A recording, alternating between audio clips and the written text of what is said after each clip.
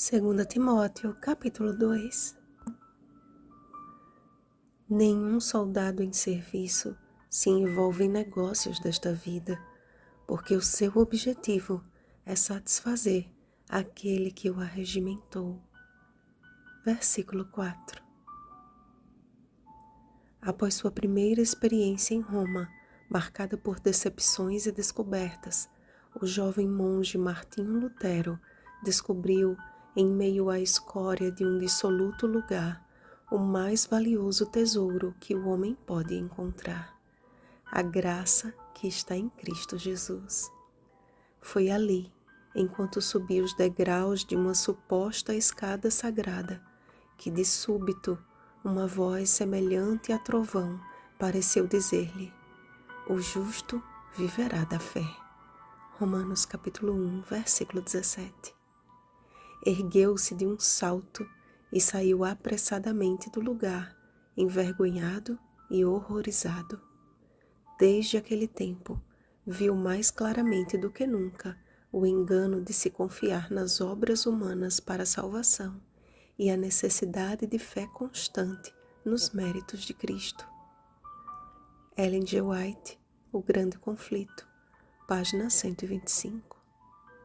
Sem dúvida, a Reforma Protestante abriu uma porta no cenário profético, preparando o bom caminho pelo qual passariam tantos homens e mulheres de Deus, eleitos para uma obra de resgate da verdade.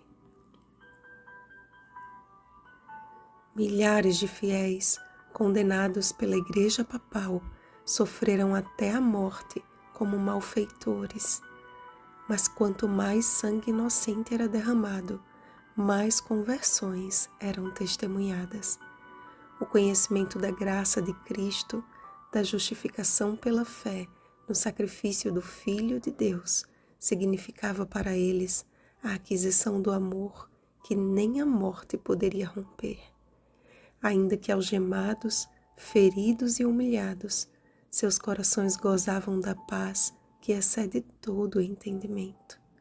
E os calabouços escuros e insalubres eram iluminados e envoltos em uma atmosfera celestial que nenhum palácio jamais pôde superar.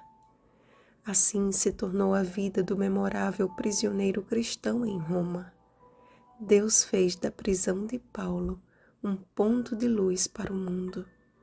Ainda que sofrendo até algemas como malfeitor, Paulo se manteve firme na certeza de que a palavra de Deus não está algemada.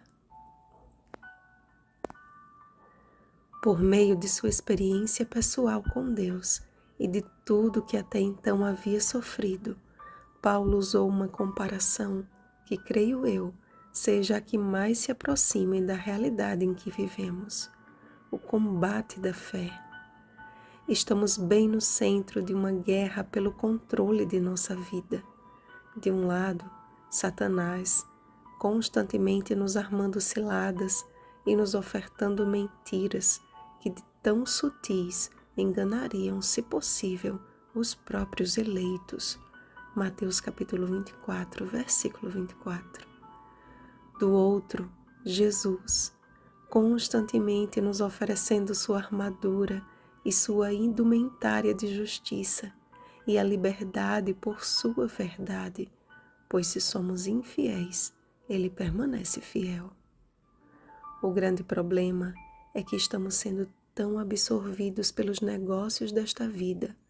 A atual conjuntura tem sido tão imperativa que nossa mente se tornou escravo de nós mesmos. Já acordamos preocupados com um tempo que não nos pertence, nos autodenominando soldados de Cristo, enquanto Cristo é o último a ser consultado em nossas demandas. Percebam a direção, o alvo que Paulo apontou para o jovem Timóteo. Participa dos meus sofrimentos como bom soldado de Cristo Jesus. Trabalhe com o objetivo de satisfazer Cristo. Lembra-te de Jesus Cristo. Fiel é Cristo. Ellen White escreveu: cientes de nossa deficiência, devemos contemplar a Cristo. Parábolas de Jesus, página 404. Quando tiramos o foco de nós mesmos, de nossos achismos e de palavras que para nada aproveitam, e passamos a admirar a pessoa de Cristo, sua graça, seu amor, sua bondade, sua longanimidade, nosso objetivo de vida se resume em satisfazer aquele que nos arregimentou. Quando, como criancinhas, em sinceridade e humilde dependência, vamos até Jesus em busca de auxílio, o Senhor passa a nos dar compreensão em todas as coisas. É quando essa mudança acontece que, por mais que às vezes tenhamos a sensação de que estamos sozinhos, mais na frente encontramos o Senhor nos estendendo a mão e dizendo: você nunca está sozinho. É que o meu silêncio, às vezes, é a melhor forma para que você volte a depender de mim.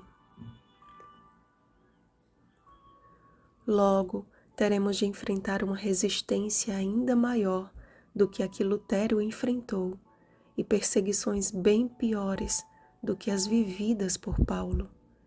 E as palavras ditas a Timóteo precisam ser estampadas em nosso coração, a fim de que perseveremos como obreiro que não tem de que se envergonhar, que maneja bem a palavra da verdade. Muitos, ainda que professando piedade, estão se desviando da verdade e estão pervertendo a fé de alguns.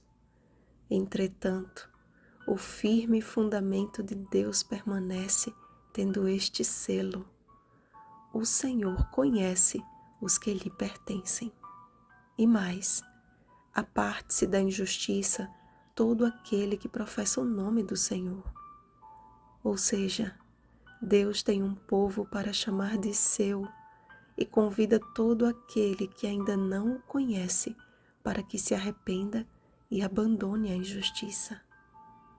Segue a justiça, a fé, o amor e a paz com os que de coração puro invocam o Senhor.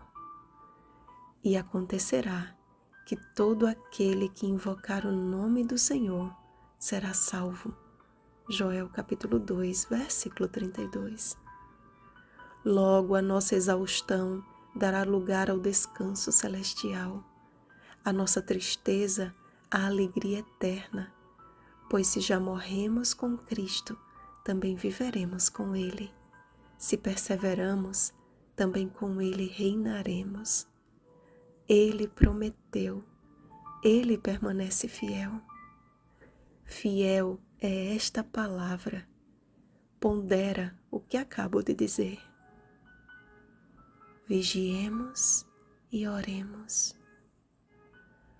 Bom dia, bons soldados de Cristo. Rosana Garcia Barros.